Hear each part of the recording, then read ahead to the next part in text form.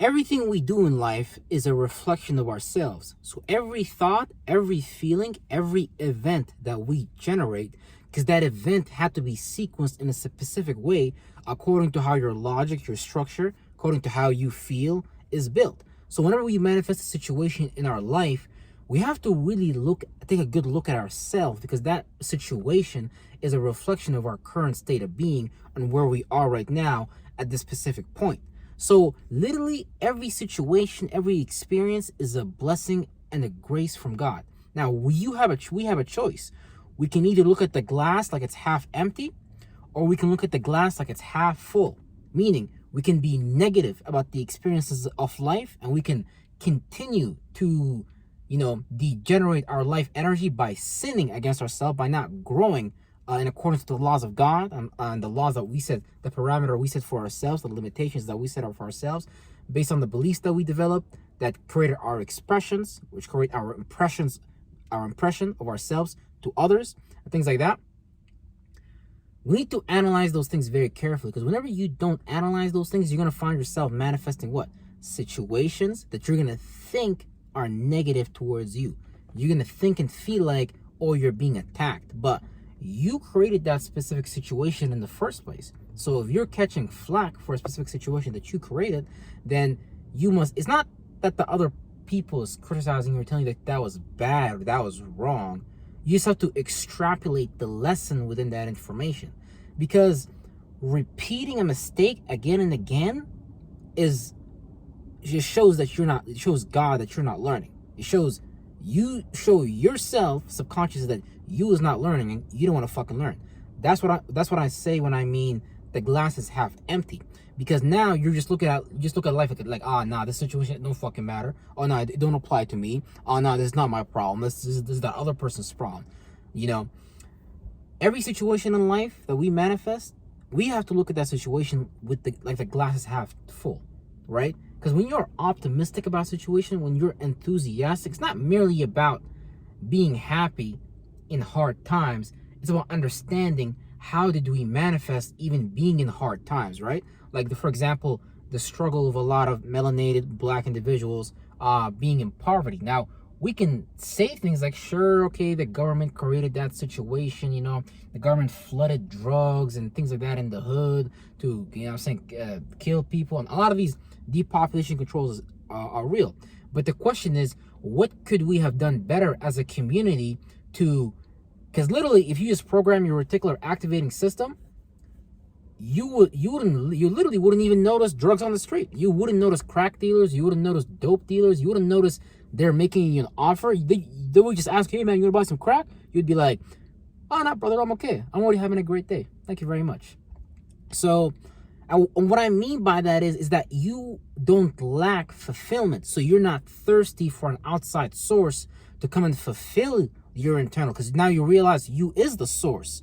Now you fill your own cup. You don't go to no man, woman, river and fill the cup. You can show people the river and take the horse over there and tell the horse, hey, look, this is the water I recommend you drink from.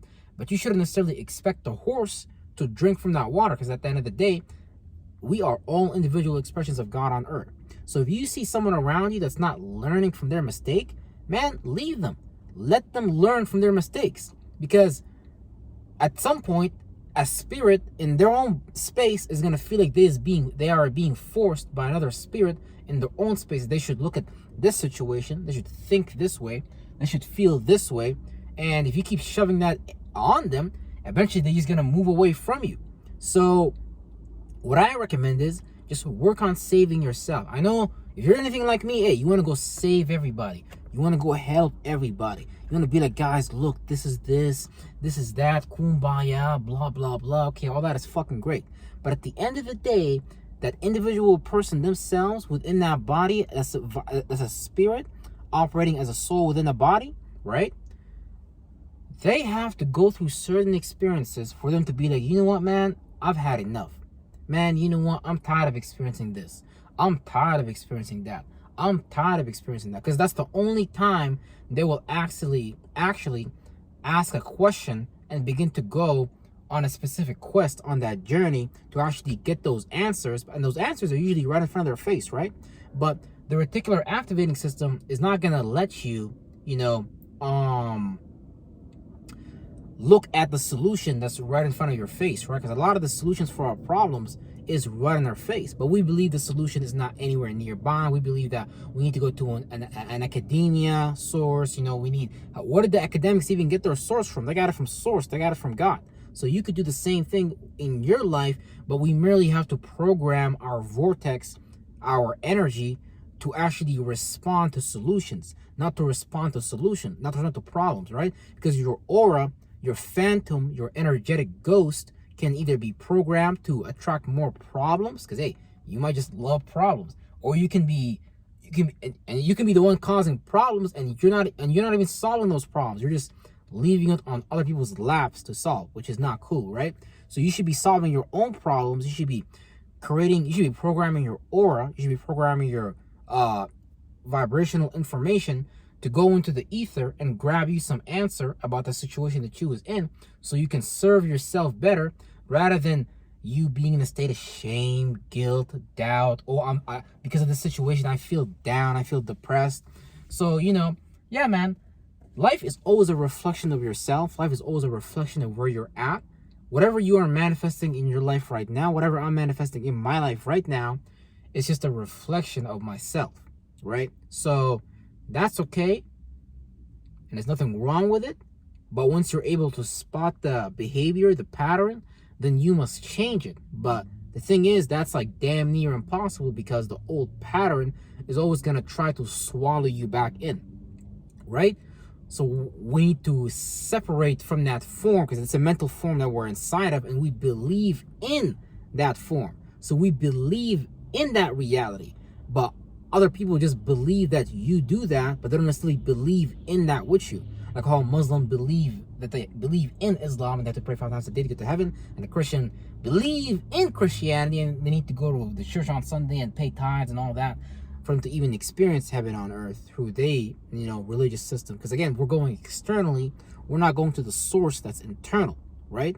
Because the Bible tells you inside of you there is springs of everlasting life, or waters, or whatever. What is it talking about? It's talking about this ability to regenerate your blood cells. It's talking about this ability to regenerate your organ cells and things like that. So inside of you, you have infinite life, but you have to be able to tap into it and not look at yourself and not look at your reality like it's finite, because your reality is indeed infinite, but we just encapsulate ourselves within the finite, and we think that that's all there is to reality. So that's where I am at right now.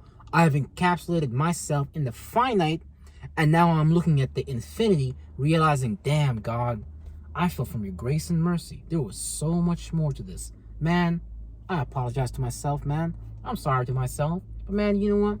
I love myself and I appreciate myself. And regardless of how many times I fall short, I'm still gonna be optimistic about the results that I can create in my life, because after all, I am the creator. And hey, look, everyone makes mistakes. You make mistakes.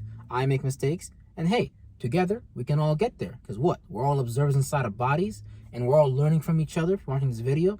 You're learning something from me, and I'm learning something from you.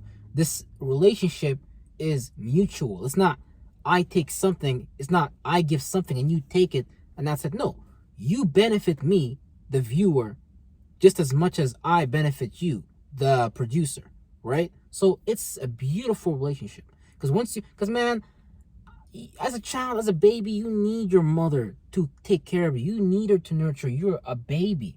You're vulnerable to life. So there is this relationship between things. So let's not sit here, because I genuinely believed in my life that, hey, I have to be alone. I have to do things alone. Man, I don't need to do none of that shit. That's garbage. That's just the finite that I've encapsulated because I believed in it. And now that I'm looking at the greater universe, I'm like, God, man, I fell short from your grace and mercy. I understand. But yeah, this is the journey we're all on. This is the journey I'm on. Man, real shit. Life is beautiful. You're beautiful. Take care of yourself.